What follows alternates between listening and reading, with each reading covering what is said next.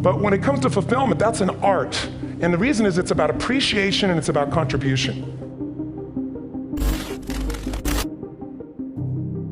So I've had an interesting laboratory to try to answer the question of the real question, which is what's the difference in somebody's life if you look at somebody like those people that you've given everything to, like all the resources they say they need. You gave them not a $100 computer, you gave them the best computer. You gave them love, you gave them joy, you were there to comfort them.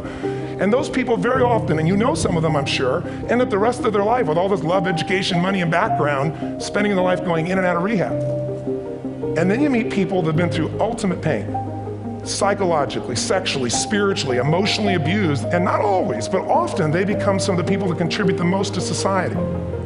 So the question we got to ask ourselves really is, what is it? What is it that shapes us? And we live in a therapy culture. Most of us don't do that, but the culture is a therapy culture. And what I mean by that is the mindset that we are our past. And everybody in this room, you wouldn't be in this room if you bought that theory, but most of society thinks biography is destiny. The past equals the future. And of course it does if you live there. But what people in this room know, and what we have to remind ourselves though, because you can know something intellectually, you can know what to do and then not use it, not apply it. So really what we gotta remind ourselves is decision is the ultimate power. That's what it really is. But if you ask people, why didn't you achieve something? Somebody who's working for you, or a partner, or even yourself, and you failed to achieve a goal, what's the reason people say they failed to achieve? What do they tell you? They are a claim to you missing resources. And they may be accurate. You may not have the money, you may not have the Supreme Court, but that is not the defining factor. The defining factor is never resources, it's resourcefulness. And what I mean specifically, rather than just some phrase, is if you have emotion, human emotion, something that I experienced from you, there were emotions that blocked people's ability to get this man's intellect and capacity and the way they came across to some people in that day. Because I know people that wanted to vote in your direction and didn't, and I was upset. But there was emotion that was there. So this is the ultimate resource, but this is not the story that people tell us, right? The story people tell us is a bunch of different stories. They tell us we don't have the resources, but ultimately, if decisions shape destiny, what determines it is 3 decisions. What are you gonna focus on? Right now, you have to decide what you're gonna focus on. In this second, consciously or unconsciously, the minute you decide to focus on something, you gotta give it a meaning. And whatever that meaning is, produces emotion. Is this the end or the beginning? Is God punishing me or rewarding me, or is this the roll of the dice?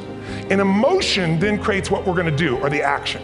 So think about your own life, the decisions that have shaped your destiny. And that sounds really heavy, but in the last 5 or 10 years, 15 years, haven't there been some decisions you've made that if you made a different decision, your life would be completely different? What if they made that decision versus to build their own culture? How would the world be different? How would their lives be different? Their impact. The history of our world is these decisions. That's the difference in human beings that I've seen of the 3 million I've been around. We all have had times. Have you had a time you did something and after you did it, you thought to yourself, I can't believe I said that. I can't believe I did that. That was so stupid. Here's what we really need. Connection and love, 4th need. We all want it. Most people settle for connection because love's too scary. But here's what's true, we need it. We can do it through intimacy, through friendship, through prayer, through walking in nature. You must grow. We all know the answer here. If you don't grow, you what? If a relationship's not growing, if a business is not growing, if you're not growing, it doesn't matter how much money you have, how many friends you have, how many people love you, you feel like hell. And the reason we grow, I believe, is so we have something to give of value. Because we all know, corny as it sounds, the secret of living is giving. We all know life's not about me, it's about we. This culture knows that, this room knows that, and it's exciting. When you see Nicholas up here talking about his $100 computer, the most passionate, exciting thing is here's a genius, but he's got a calling now. You can feel the difference in him.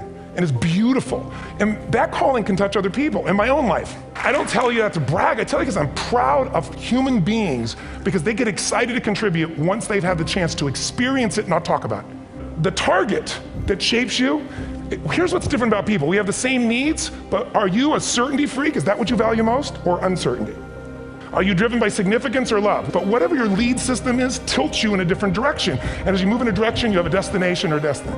The second piece is the map. Think of that as the operating system tells you how to get there. And some people's map is, I'm gonna save lives even if I die for other people, and they're a fireman. Somebody else says, I'm gonna kill people to do it.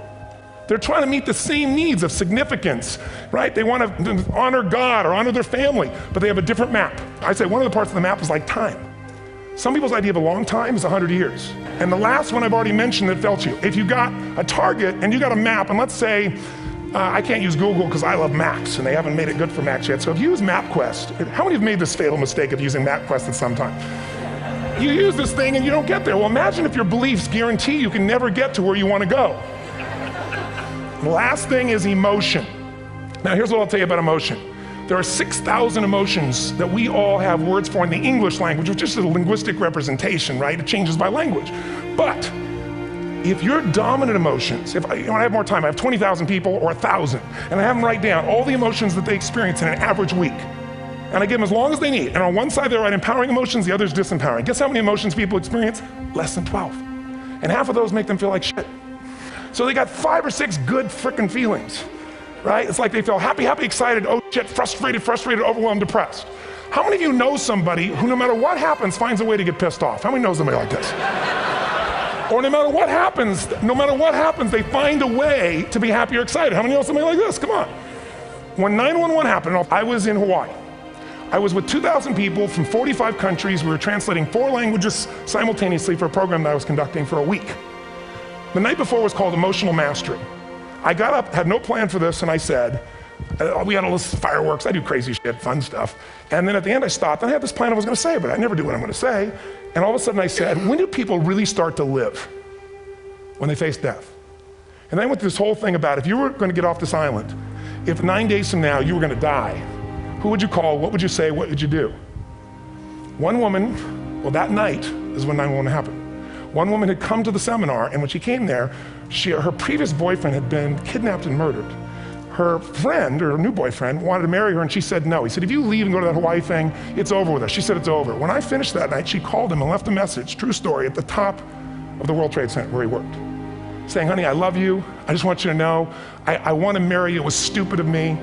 She was asleep, because it was 3 a.m. for us, when he called her back from the top and said, honey, I can't tell you what this means. He said, I don't know how to tell you this, but you give me the greatest gift because I'm gonna die. And she played the recording for us in the room. She was on Larry King later.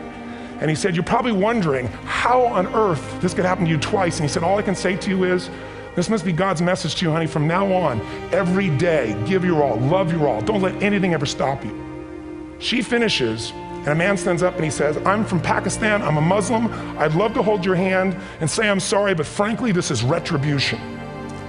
I can't tell you the rest because I'm out of time. Explore your web, the web in here. The needs, the beliefs, the emotions that are controlling you for 2 reasons. So there's more of you to give. Achieve too, we all want to do it, but I mean give, because that's what's going to fill you up.